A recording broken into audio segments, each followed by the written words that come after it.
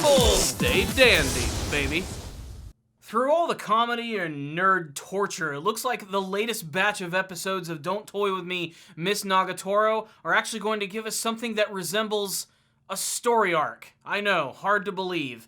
Hello my friends and welcome to another review of Don't Toy With Me, Miss Nagatoro. Before we jump into today's review, remember if you're liking my content, please think about subscribing to the channel so you can see all of my latest videos. If you like this video right here, go ahead and do that YouTube algorithm thing where you hit the like button. It really helps out these videos tremendously. And if you want to go the extra mile in supporting my channel, please think about joining my Patreon. Remember, first time donators, I'll review an anime series of your choice, but let's go ahead and jump into all the ridiculous, cringy, and fan servicey shenanigans of everything that is Don't Toy With Me, Miss Nagatoro. So let's get the elephant out of the room. I haven't reviewed like the last 3 episodes of the series, and that's because I have been busy as all hell, but I finally had an opportunity to sit down and watch these episodes right here, and I can honestly say that I think the latest 2 episodes of the series are probably some of the strongest material to actually come out of this comedy anime show. And a lot of that is because, well, we actually get something of a story arc with a cliffhanger and some actual resolution and even more build up to what is probably going to be the final episode of this season. But still, there are a lot of the classic things that you would probably love from Nagatoro in all of these episodes, which is to say more ridiculous shenanigans with all of these characters. And I don't really have a lot of time to talk all about them, but basically, it's more of the same. Like, episode 9 is kind of like a classic episode of Nagatoro, where you get 2 different stories, and you get to see her messing with Naoto and slowly sort of pushing his buttons, and a little bit of vice versa as well. Especially when her friends get involved with this whole storyline about this stalker, which is bothering one of Nagatoro's friends, and Naoto gets roped into this crazy situation where he has to act as her fake boyfriend in order to bring this stalker out, and hilariously and inadvertently so, it ends up basically just rubbing Nagatoro the wrong way, where she ends up finding this stalker, dragging him out of nowhere, and shenanigans ensue. It's not until we get to the next episode where things start to get a little more interesting. We get more of that classic stuff that you would expect from the series, with Nagatoro egging on Naoto while also trying to bring out his strongest qualities,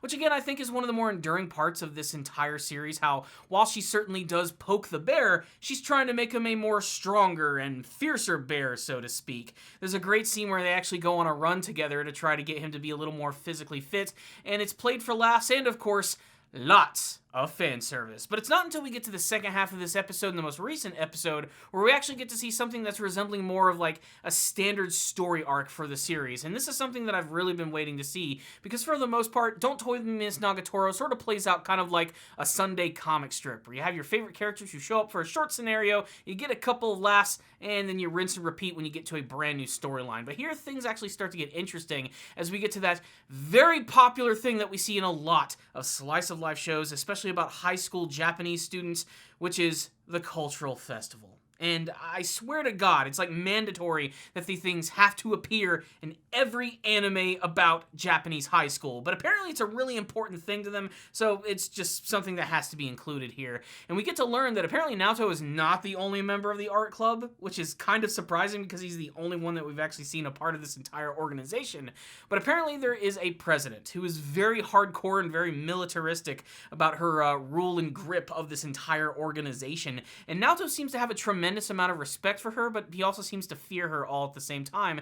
And she also stands as something of an obstacle for Nagatoro to actually have to climb over, and she's not going to be able to do this entirely with her wiles and her crazy personality, as the president of the art club is one hard bitch. She's pretty freaking intense and hardcore, and she actually ends up challenging Naoto and basically saying that they're going to have a direct competition with one another in the cultural festival. Typically, the art club just has some sort of exhibit, but now there's going to be direct competition with each other. And what I really like about this is, again, just like Nagatoro, the president clearly is looking out for Naoto's best interests. She's trying to get him to gain more confidence in himself, and that's what this whole competition is all about.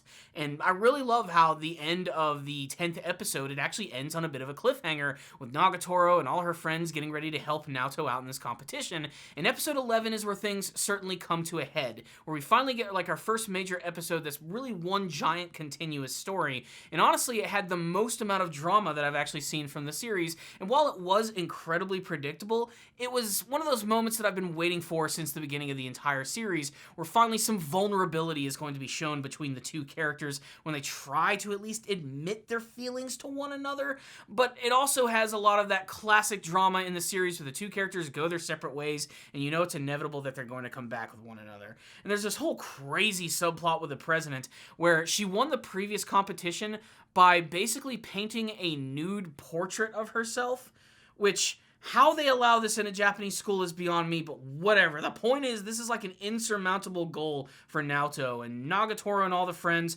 try to come up with a solution to try and defeat her on this like grand scale, which of course is going to involve lots of titillation. But at the same time, Naoto is also very nervous about potentially embarrassing Nagatoro in front of the entire school and desperately tries to get her to not be involved in this. And this causes a surprising amount of tension between the two characters, which ultimately forces the president to confront Naoto about this, which forces him to have to talk to Nagatoro in a way that he's never done before. He's going to have to admit his true feelings, as he wants to do a portrait of her. He wants her to be the model.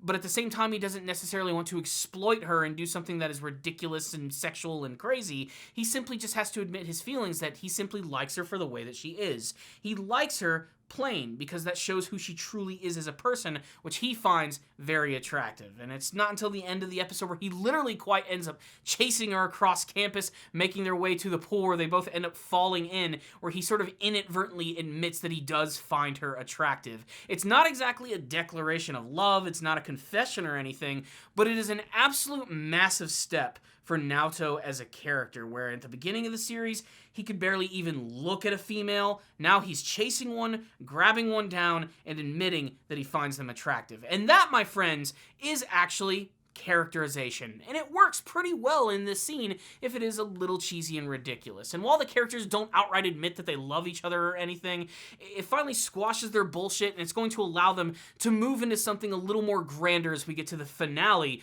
of what this show is going to be all about, which, you know, it looks like it's all going to be culminating to this big competition of seeing how far their friendship has gone, and maybe it's going to end with a hint that potentially there could be more for the future. Again, Don't Toy With Me in this Nagatoro is based on a manga series which is still ongoing, and to my knowledge, there's no end in sight and there's no real finality to the relationship between both Naoto and Nagatoro. So I don't think we're going to get any of that in the finale of the series at all, but hey, at least we're moving into some sort of area of growth, which I think is really important. So, what's the rundown on all of these episodes of Don't Toy With Me, Miss Nagatoro? Yes, I'm all over the place in terms of actually talking about these episodes, but again, the best thing about these episodes is, again, that it's carrying a story arc that feels like it has weight behind it, and again, like I said, the characters are actually growing and changing, and, you know, it didn't necessarily need to be that. This strictly could have been just a funny gag kind of anime series where it basically just follows the same premise until the end of time of watching Nagatoro completely tease and torture Naoto to hilarious effect. And a lot of that is still there and very present in the series, but the series is actually deciding to take a little bit of a high road and actually showing that there is going to be some solid continuity for the series and that the characters themselves are actually going to grow in terms of building their actual relationship. They're not quite ready to say things outright yet, but it looks like it's actually like starting to put those building blocks in place. And if you're the type of person who's been looking for that type of thing, then it's actually going to end up being pretty solid. The strengths of the series still continue to be the humor itself, which is a mile a minute, fantastic character expressions, really great voice acting, and good comedic timing. It's all here, it's crazy, and it's also got a nice little layer of cheese, cringe, and fan service. Basically, everything that Nagatoro fans are gonna like about Nagatoro.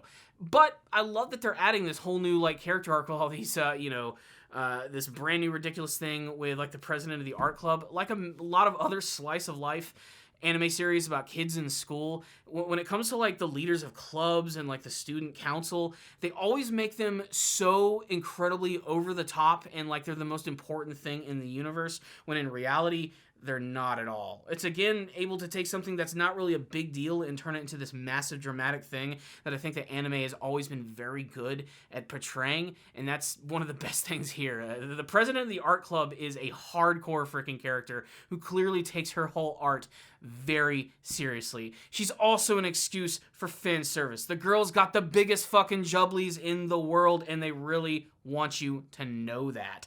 But again, fan service is just sort of the par of the course for Don't Toy With Me in this Nagatoro. It's something that goes along with it. It's the cheese on top of the delicious hamburger, and if you're enjoying it, you should probably take a bite right in. Otherwise, I thought this was a pretty solid bunch of episodes right here. I think 10 and in particular 11 are some of the strongest material from the series, and again, it's continuing to be a very good-looking show. Distinctive character designs, fantastic backgrounds, and of course, the humor and the character expressions are definitely pretty freaking great. So I'm excited to see where all of this is going to end, but at the same time, I'm also ready to just be done with this show. I'm so far into it that I just have to see some sort of a conclusion. I don't know if there's going to be more Nagatoro in the future, or if this is simply just a big commercial to say, hey, you should continue to watch this show, but we're just going to have to wait and see. Otherwise, I thought all this material was pretty decent, with 9 being a 3 and both episodes 10 and 11 being 4 out of 5s. I just can't wait to see how it's all going to end, but I'd really love to hear all of your thoughts about the episode,